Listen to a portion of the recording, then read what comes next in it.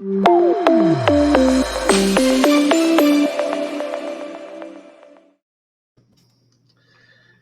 welcome back, everybody. We're talking to San Diego CEOs and business leaders, and today we've got another great one. We've got the owner of Cali BBQ and Cali BBQ Media, Shawn Walchef, is here. Hey, Shawn. What's up, Bob? How are you? Great I'm to doing be here. great. Thanks for having me.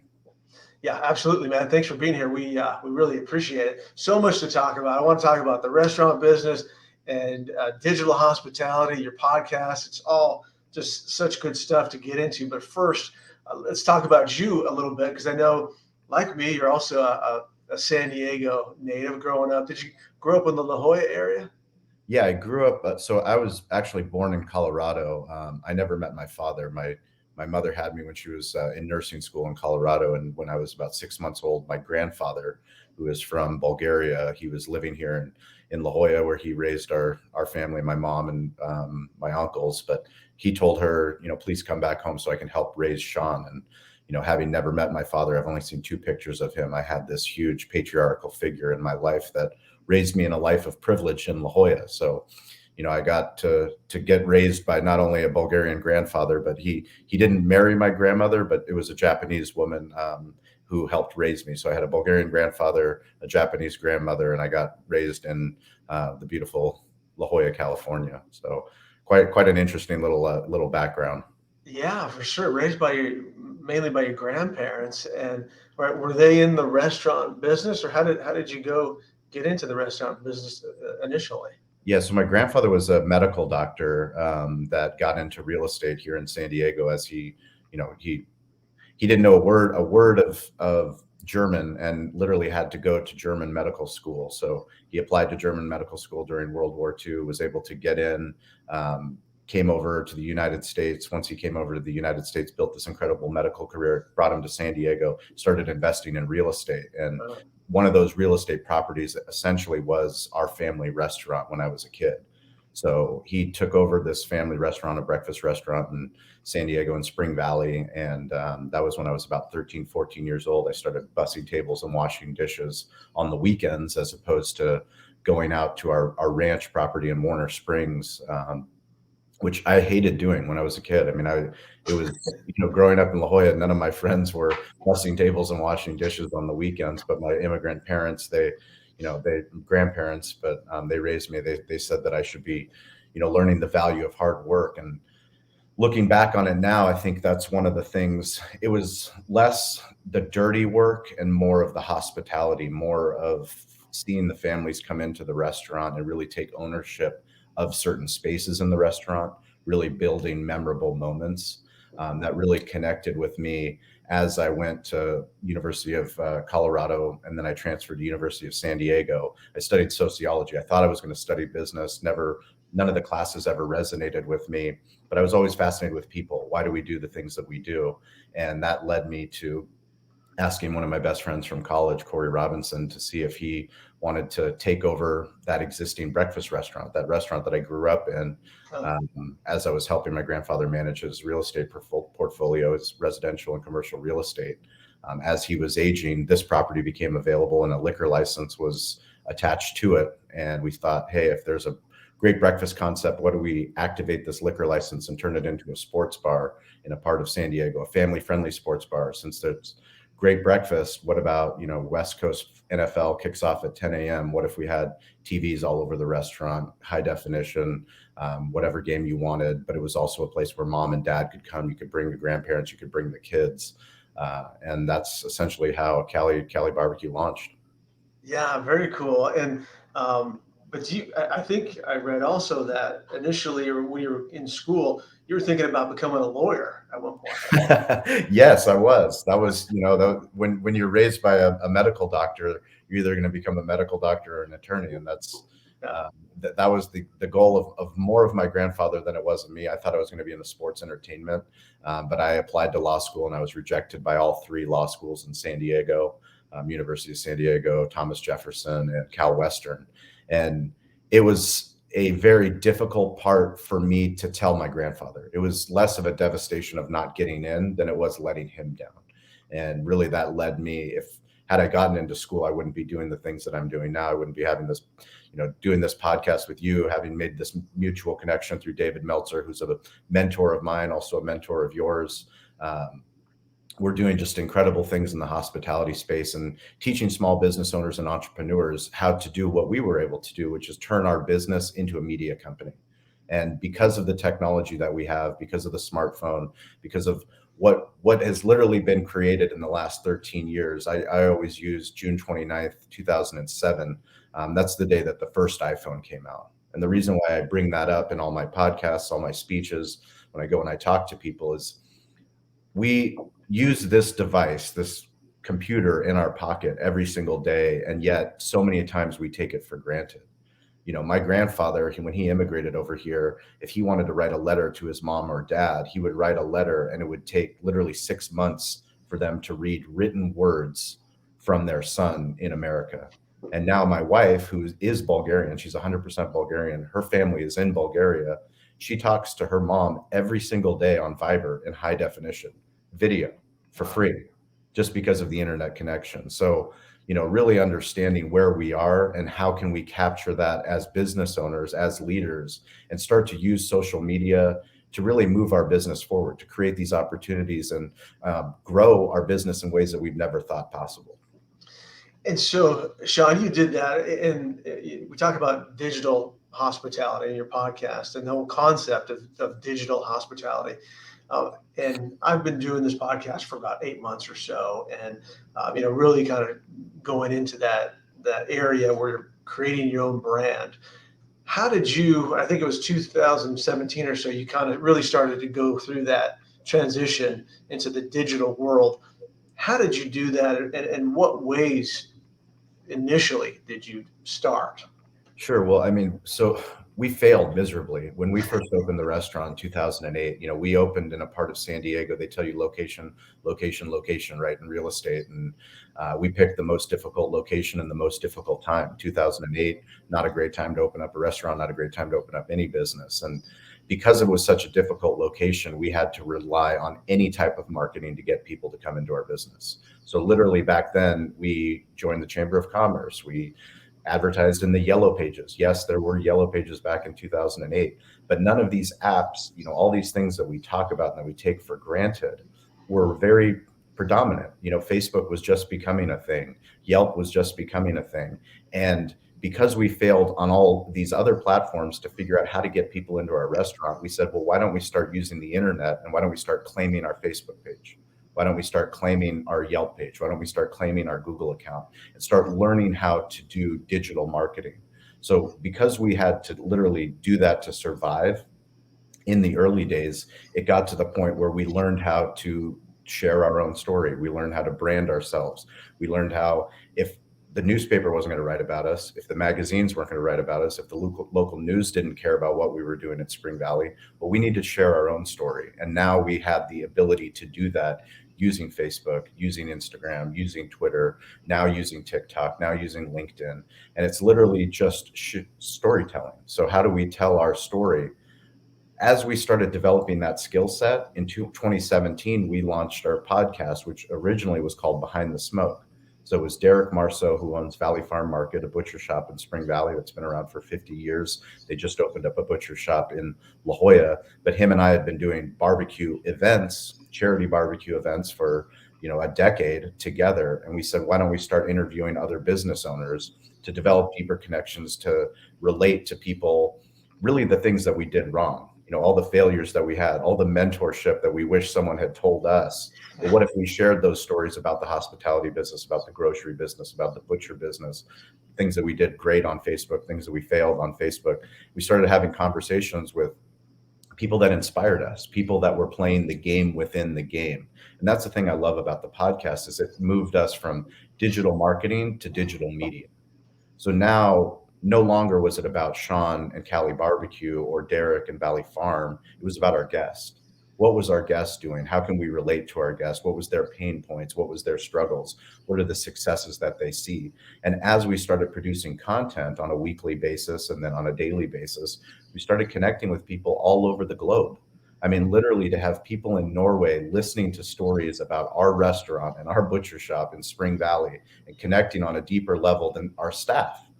I mean, I'm fortunate to have 46 people work for me, and those 46 people, we try our best to do team meetings. We do, breakfast club. We do weekly meetings. We communicate over Slack. We communicate over text. We communicate over email. But the audio storytelling of a podcast, the video storytelling of a podcast, you're just connecting with people, like-minded people all over the globe. And all of a sudden you realize, wow, this thing is really bigger than we think it is. So, the podcast, of course, is a great content creator. And I've noticed, like you said, you're doing storytelling in the restaurant, out in San Diego.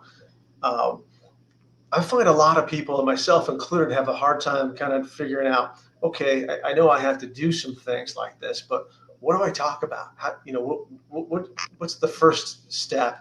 How did you go through that process and really figure out, okay, here's what you do. I'm going to turn the phone and let's go. Yeah, I mean, it's a great question. And what we call smartphone storytelling is literally understanding that the most powerful social media app that we all have is one that you would never expect. And it's the camera app. It's already installed on your phone. Whether you have an Android phone or whether you have an iPhone, that camera app will take photos and will take videos. And the internet is very easy when you break it down to storytelling. It's either audio, it's either video, it's either written word, or it's images. So image heavy platforms, there's word heavy platforms, video heavy platforms, and audio heavy platforms. When you do video, when you do short form video, you're taking care of all of those. Literally from a video, you can take a still image that gives you an image. From a video, you can transcribe it. There's transcription software to get you a blog or to get you written content, to get you Twitter content, to get you LinkedIn content, to get you a LinkedIn article. And you have audio. You pull audio from a video. So you can get podcast content that can go to Apple Podcasts, that can go to Spotify, that can go to Pandora. And what happens, that just becomes more storytelling, more access points for people to find out about who you are and what you do, and more importantly, about whoever the guest is that you bring on or whatever story or content you're talking about. And I imagine when the pandemic hit, a couple of years ago now, I guess a year and a half ago or whatever it was, you were probably set up better than most because you were already down that road into the digital space. Yeah, I mean, that's the pandemic only accelerated what we already saw, what we already knew was happening all around us. I mean, like I said, if you use the 2007, the first iPhone date, and you think about just your own personal buying habits, the own things that you do on a technology side with your phone, whether you're ordering from DoorDash, whether you're ordering an Uber, whether you're using Amazon Prime, your wife is using Amazon Prime, your husband is, like all of these things that we do on a daily basis, and we use screen time, and we're taking photos of our kids, and some of us are posting that on Facebook, some of us are posting that on Instagram. It's what are we doing on a daily basis in our personal lives? Are we also doing it in our professional lives? And I'm a firm believer that the difference between a business life and it's one life. I don't have a personal life and a business life. You get Shawn. Like, you get who I am as a man, you get who I am as a husband, who I am as a father, you get my weaknesses, you get my vulnerabilities, you get the things that we're doing well, you get the documentation of the things that we're trying to do. And ultimately, the more that I can do that on a daily basis as part of my routine, the same way that I check emails, the same way that I check text, the same way that I brush my teeth in the morning, if I start to use these platforms to tell our story, we start to connect with more and more people. And that's ultimately what's happened to where we are today. Yeah, and I imagine the connections are just exploding because yes.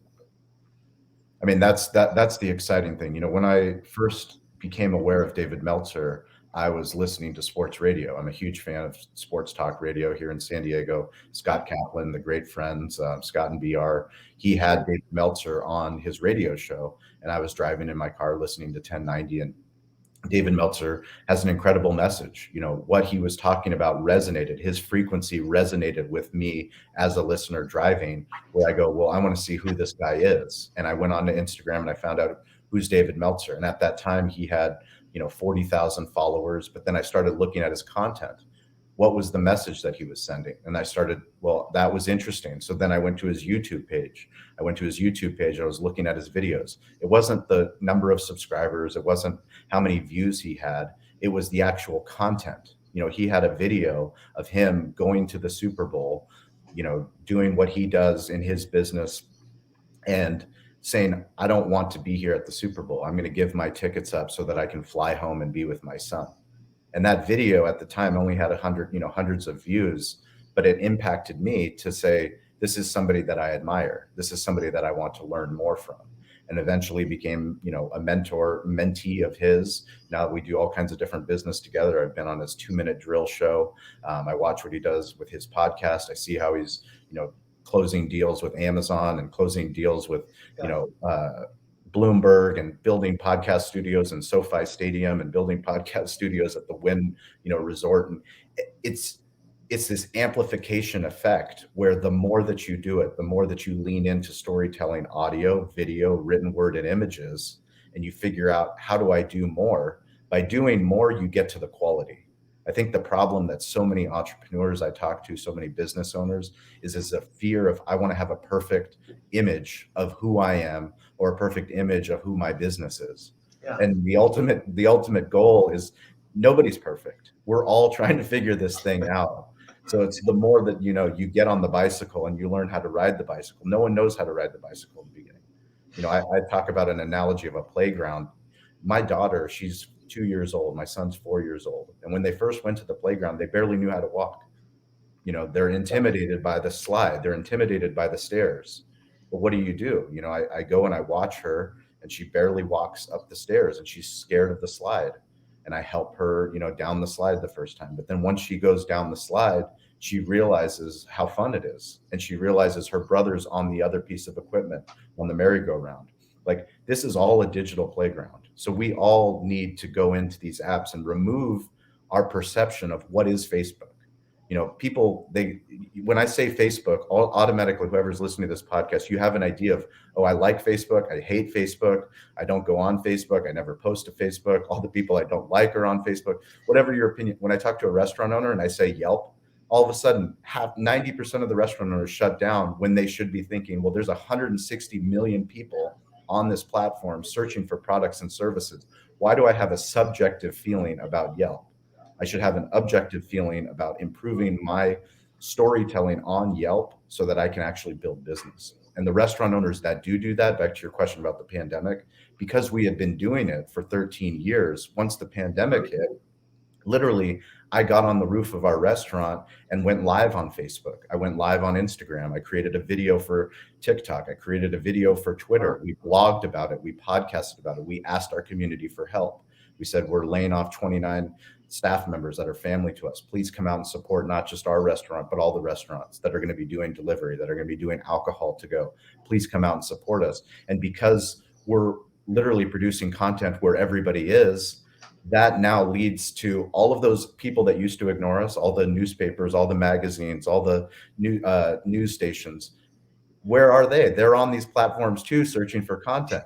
They're searching for stories. So now they're contacting us. Literally, we've become our own PR agent. Well, this is crazy. And my hair's kind of sticking up in my arms right now, because I actually was listening to Dave on the radio on Kaplan's show, probably the same day. Seriously. And that is what I was like, who is this guy? And I checked out the book, and then, it was at a time where I was thinking I needed to do something a little bit different. I'm in the real estate business, but it's sales, and I needed to kind of get my brand out there, or my name out there a little bit. So I didn't know we had so much in common, because I actually remember that day I was listening to that show. Yeah. I mean, that's the power of what Meltzer talks about, and what, I'm so focused on in all my meetings with him, is his Shakespeare stage theory. It's literally, there all stages. Every stage that we have is every opportunity. This podcast is an opportunity for me to come onto your stage, the stage that you've built, all the listeners of this podcast, to share my story. And the better job that I do at learning how to share my story, hopefully I can connect and add value to somebody that's driving, that's going, I know that our business needs to post content on LinkedIn. I know that I need better engagement on LinkedIn. Well, Yeah. when you take a video and you start talking who you are, what your beliefs are, and you start sharing that, or you start sharing about real estate, or why you select the real estate that you have, why you make the advice, literally all the secrets that we keep in our head, but we train our team. Once you start sharing those online, you go into someone's feed, and sometimes it's not just the person that's feed that they're looking at, it's who do they know?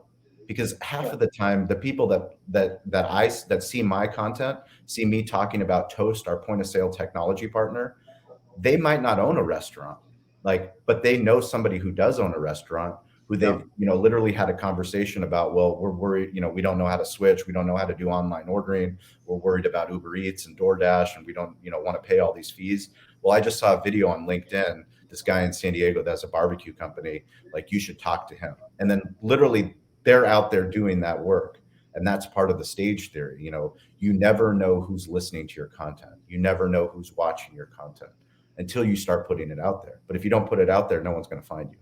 Right, right. And I've seen you on KUSI in the mornings a couple of times, so I know you're getting the word out there really well. So what's next for Cali BBQ Media and the restaurant? Well, the biggest thing for us is to continue to create value. I mean, the more value that we create, the more that we can impact lives. Especially with entrepreneurs and small business owners. We want them to just grow their company the way that we're able to. We're not just selling barbecue. It's so much bigger than barbecue for us. For us, it's about impacting every single village. When I go with my wife and my son and my daughter, and we go to Bulgaria, and we go to the village, the neighboring city has 100,000 people in the city of Vratsa. And I go there and I talk to her friends that own a retail shop or they own a restaurant. And I look at the things that we talk about on our podcast, digital hospitality, every week. And that's, every business needs to be digital first. So especially if you're a brick and mortar business, every single business needs to develop that Amazon Prime mentality of, how do I make it one click? How do I sell something not just to the person that's walking into my store, but to the person that's on the other side of the globe? And the more that you can think bigger, the more that you can actually build on the backs of giants. We don't have to create Amazon. Amazon's been created. We don't have to create Facebook. Facebook is there. We don't have to create any of these things that are already there. Shopify. I mean, you name the technology, it's there for a small business owner. But the small business owner has a competitive advantage because we understand hospitality. We understand how to take care of the villager, the person in the village. We know how to build a community. If you can do that, if you can do that in real life, you just need to transfer what you're doing in real life online. And then all of a sudden that stage starts to get bigger, and you start to realize you have more people all over the globe that are looking for your message. Awesome. Shawn, thanks so much for being here today. Really appreciate it. It's such a great message. I know for a lot of people, it's also different as we kind of move into this, a lot of, especially people in my business, we're a little behind on the whole digital landscape. And so I'm going to give you one person to follow from this podcast. If you're in the real estate space, yeah, on Instagram, it's at Kyle Inserra, Inserra. He's a commercial real estate broker that's in the restaurant space, but he does a phenomenal job of creating content. He has a national restaurant owners podcast, but he's willing to go onto TikTok and to make ridiculous videos with his daughter, but then he's also willing to make educational videos for the commercial restaurant space, for restaurant owners. He's just leaning into storytelling. I had a guest on my podcast. Her name's Phyllis Williams Strotter, and we were talking about, what do restaurant owners do poorly? How do they fail? And really what she said, which I repeat all the time, is they're unwilling to lean into their crazy. We're unwilling. You have to lean into your crazy. The more you lean into who you are, what makes you unique, the fact that you have 6 dogs, or the fact that you like to go mountain biking, whatever that is. If I'm a diehard Charger fan, I've been going to Charger games. I was up at SoFi Stadium with my son and my daughter, 4-year-old and a 2-year-old, taking him with 70,000 people. Like, that's a bit crazy, but I have no problem being crazy because that's authentic to who I am. And the more that I lean into who I am, the more that I connect with more people like you. Real quick, that's a really good point, because I think a lot of people, a lot of these businesses, real estate, finance, it's more of a, I don't want to say stuffy, but people are afraid to maybe show that side of them. Yep. Maybe we shouldn't be so afraid to do that. It's your frequency. When you lean into your truth, that's when you connect with your tribe. You find people that actually care about the things that you care about, and you realize that not only is it less scary, but then it's actually more impactful. There's people like you all over the globe. Yeah, perfect. Shawn, thanks again, man. Really appreciate it. This has been great, and look forward to listening to more of your podcast as well. And continued success. We'll talk to you real soon. I appreciate you, Bob. Anytime you're ready for barbecue, or anyone that's listening to this podcast, send me a DM at Shawn P. Walchef on Instagram or TikTok. Let me know you heard the show. I'll give you a VIP behind the scenes tour, courtesy of Bob and the Market Knowledge Podcast. There you go. Love it. I'm totally in with that for sure. Oh. Thanks, Shawn. Appreciate it, man. You got it.